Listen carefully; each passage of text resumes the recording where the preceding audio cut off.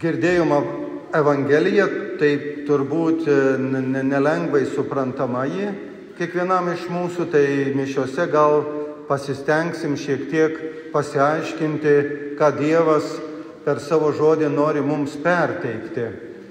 Tai pirmiausia, aišku, šitas paskutinis Advento sekmadienis yra dar įvardintas kaip aplankymo sekmadienis. Ir girdėjau mane, Marija lanko Elzbietą, aplanko Elzbietą ir jos dvi susitinka ir įvyksta pokalbis. Tai ir mes taip pat štai greitai švęsim Kalėdų šventes ir vienas kitą lankysim.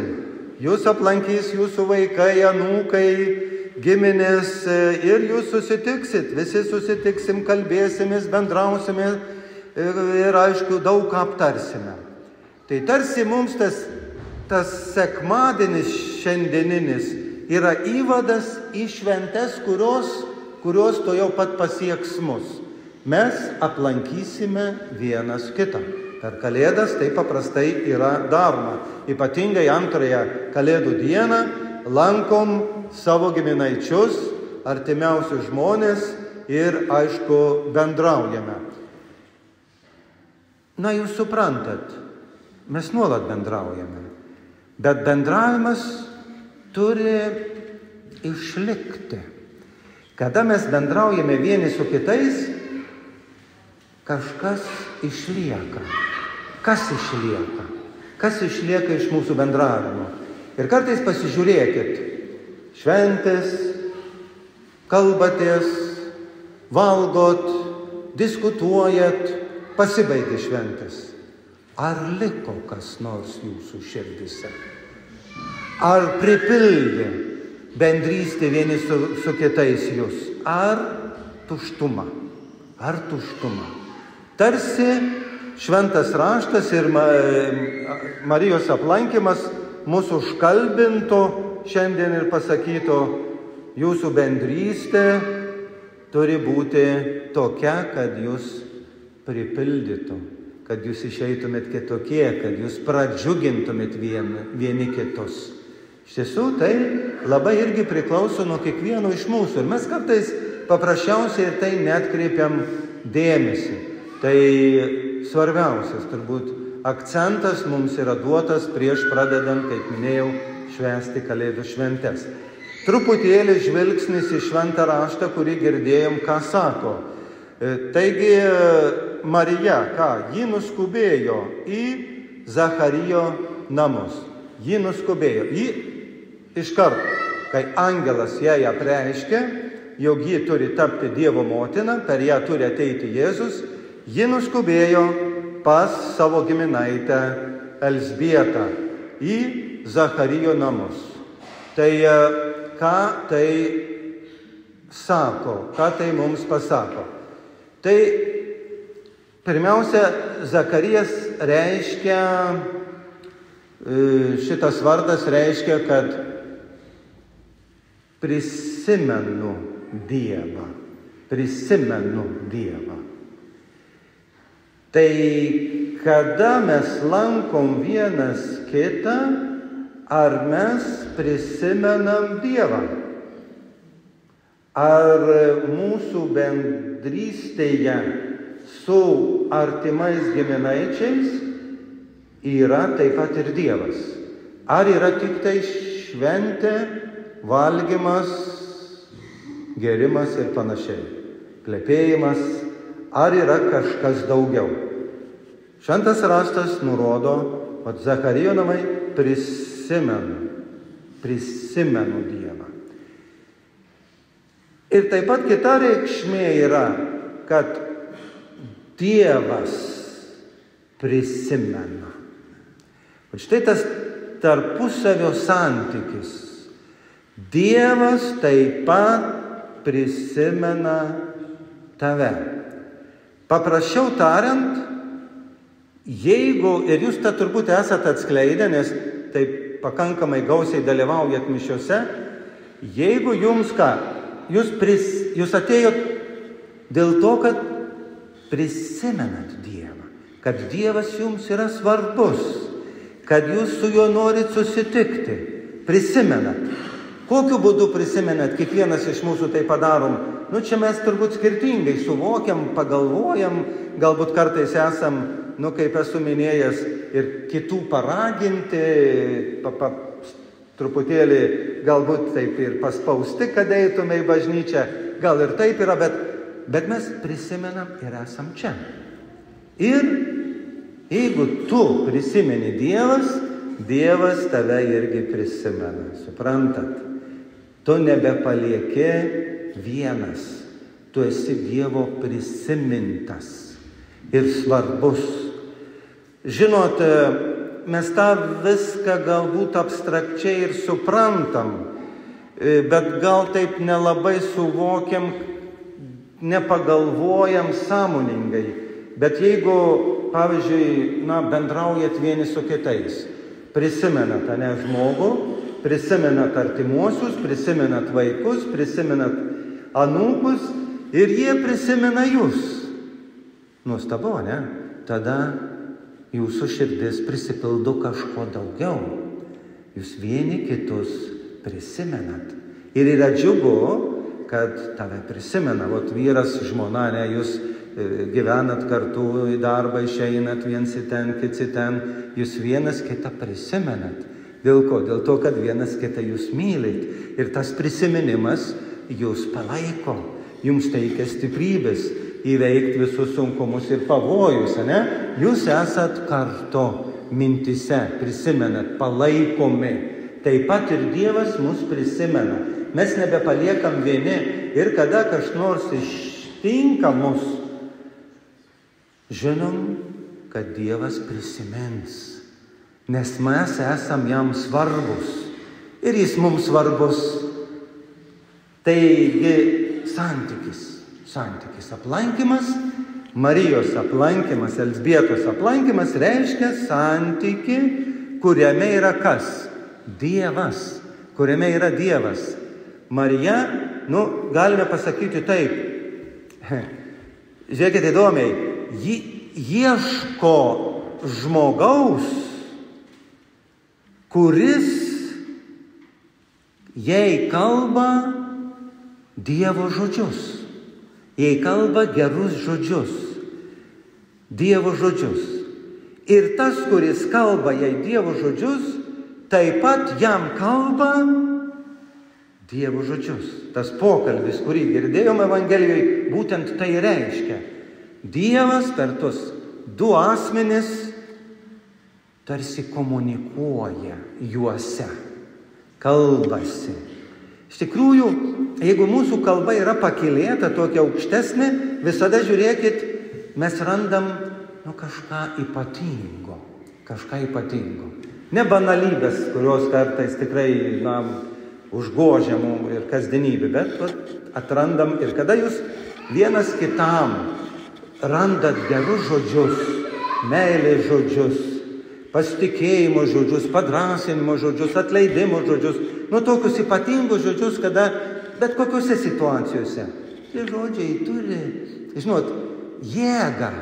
Ir dėl to mes girdėjome, kad Elzbieta kupina šventosios dvasios, ji prakalbo. Taigi ir mes prakalbam vieni kitus gerais žodžiais, palaikymo ir meilės ir atleidimo žodžiais, tarsi Dievo žodžiais, kada esam kupini šventosios dvasios. O šventosios dvasios iš kur mes gaunam? O štai mes ir gaunam kaip iš šaltinio, iš Dievo, kada ateinam melstis, kada ateinam su juo susitikti. Ir jūs grįžę namo, aplankot, žiūrėkit, grįžtat ir aplankot, jeigu jūsų vyras neatėjo, arba žmona neatėjo, arba vaikai neatėjo į bažnyčią. Jūs grįžtat iš šventovės, iš bažnyčios, aplankot juos. Ir ištarėt kokius žodžius? Nuostabius žodžius. Nebaratės, nepykstate, nepriekaištaujate, bet ištarėt nuostabius žodžius. Ir jie jūsų artimieji žiūri, kas čia dedasi, suprantat? Tampat kupini šventosios dvasios ir kalbat kitaip. O štai aplankymas tarsi mus įveda į tą santykį, kitokį santykį su savo pačiais artimiausiais žmonėmis. Ir Elzbietos vardas ką reiškia? Elzbietos vardas reiškia, irgi labai tokios įdomios sąsajos yra. Dievas išpildo. Dievas išpildo. Dievas atbaigia. Ar nepasitaiko mūsų gyvenime, žiūrėkit, kada mes turim daug darbų. Ir studentai, kada mokinamės, kada reikia studijuoti, reikia perskaityti daug knygų, reikia išmokti kalbas, reikia įsisavinti pamokas mokiniams ir mums įvairių darbų reikia nuveikti. Ir kartais mes nespėjam per daugybę darbų nuveikti, kas mums priklauso. Nebepabaigiam, neišpildom, neužbaigiam savo darbą. Dievas išpildo. Kada mes su juo susitinkam, kada Marija susitinka su Elzbieta, Dievas išpildo. Išpildo tai, ką tu esi numatęs, ką tu esi suplanavęs, kas tau yra labai reikalinga, kad tu neužmesi, neužmirši, bet tai, ko tu trokšti, bus išpildyta. Geri dalykai, nuostabus dalykai, kurie tau yra reikalingi, tavo šeimoje, tavo aplinkoje, tavo darbe, jie bus išpildyti. Ir kas tai padarys? Tai padarys Dievas, nes mes žinom, kad ne visus darbus mes pabaigiam. Pabaigiam tuos ypatingus darbus, kuriuos Dievas išpildo, kada esam su juo. Štai žiūrėkit, kiek daug yra pasakyta įvairių minčių susitikime arba Marijos aplankime. Ir toliau, žiūrėkit, kada susitinka Elžbieta, Marijos sveikinimą išgirsta, kada susitinka jos. Ir kas atsitinka? Jos įsčiose šoktelėjo kūdikis. Ką tai reiškia?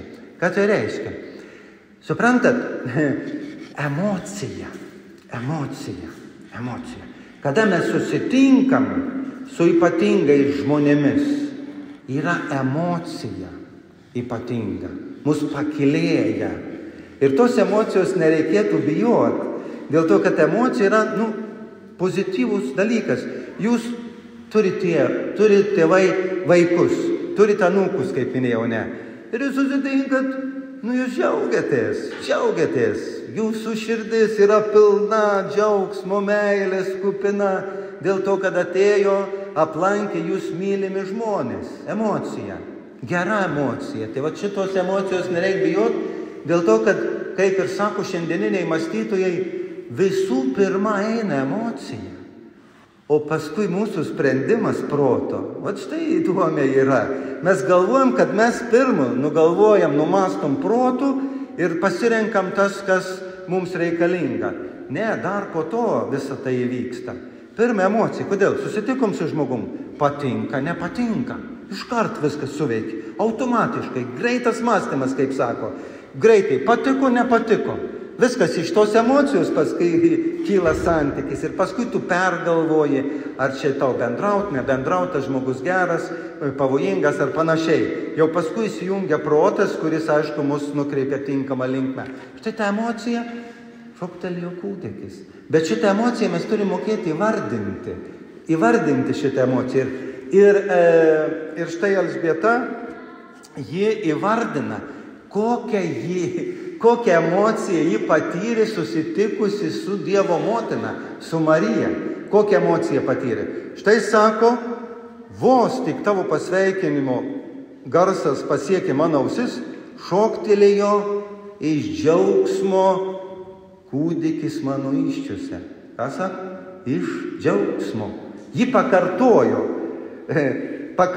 tą patį, kas buvo pradžioj pasakyta, ne? Kai jos susitiko, šoktelėjo kūdikis, ne? O čia sako, iš džiaugsmo mano įsčiose šoktelėjo kūdikis. Taigi, kaip ir sakiau, susitikimas yra įvardintas kaip džiaugsmingas. Su Dievo motina, su Dievu. Ir štai, kada mes ateinam melstis, kokią turim emociją, kokius turim jausmus. Kartais jūsų veidai tokie apsiblausę. Kaip čia greičiau pabaigs tas maldas, kiek šilgai bus, kiek kenčiantis veidas yra, suprantat, kenčiantis. Tai Čia matosi. Emocija nekokia, suprantat. Kenčiančio žmogaus yra, šoktelėjo tas kūdikis, bet iš skausmo arba iš kančios, suprantat, jumise. Tai nebus santykio su Dievu, jeigu mes kentiesim atėję bažnyčiai. Bet jeigu susitikimas su Dievu jums išauks džiaugsmo emociją, džiaugsmas. Aš džiaugiuosi, aš esu Dievo mylimas, man išsispręs visos problemos, kaip gerai, kad viską turiu, kaip gerai, kad aš paveldėsiu amžinai gyvenimą, kaip gerai, kad turiu tikėjimą ir taip toliau. Kupinas džiaugsmo tu esi. Ir tau esi kitoks, šviečiantis veidas, suprantat? Šviečiantis veidas ir tu tada esi, nori būti su Dievu, nori melstis ir nori, kad kuo ilgiau šitas santykis tęstųsi. Aš turėjau patirtį tokią savo gyvenime, labai įdomią ir labai trumpai pasakysiu, vienuolyną eidavau, aukoti šventasias mišias. Šventos mišios prasidėdavo po 7:15 iš ryto, įsivaizduojat, dar norisi miego, reikėdavo kelti 6 valandą, nueiti vienuolyną ir melstis, suprantat, po 7:15. Vienuolis blizgančiom akim žiūrėdavo. Suprantat, blizgančiom akim, tokiom šviesiom akim, besimeldžiančios būdavo visos. Pažadindavo skart, suprantat. Dėl to, kad jos džiaugdavosi, kad gali dalyvauti šventosiuose mišiuose. Ir tai matėsi, nereikia jokių kalbų. Matėsi, tu ateini ir tu esi pakylėtas iš džiaugsmo. Šoktelėjo kūdikis mano iščiose. Emocija džiaugsminga, pozityvi, gera. Tai vat, kada mes su Dievu susitinkam vienokiose ar kitokiose situacijose, žiūrėkim, kokios mūsų emocijos yra. Jūs turi būti džiaugsmingos. Ir tada jūs būsit pripildyti džiaugsmo. Ir tada iš tikrųjų tas santykis bus nuostabus. Kada susitinkat vieni su kitais ir esat nepatenkinti, žiūrit viens į kitą nepatenkintais veidais, ar jūs galit bendrauti? Negalit, greitai spraudžiat vieną kampą, kits į kitą kampą. Tai suprantat, tai džiaugsmingas susitikimas. Štai Marijos aplankymas, Elzbietos aplankymas šiandien šventajame rašte, kiek mums pateikia minčių, kaip reikia bendrauti, aplankyti, susitikti ir kad žinoma mūsų tame santykiai irgi būtų Dievas, kad jis mums teiktų džiaugsmą, kad jis mus pakylėtų ir kad tikrai mes su juo galėtume susitikti. Amen.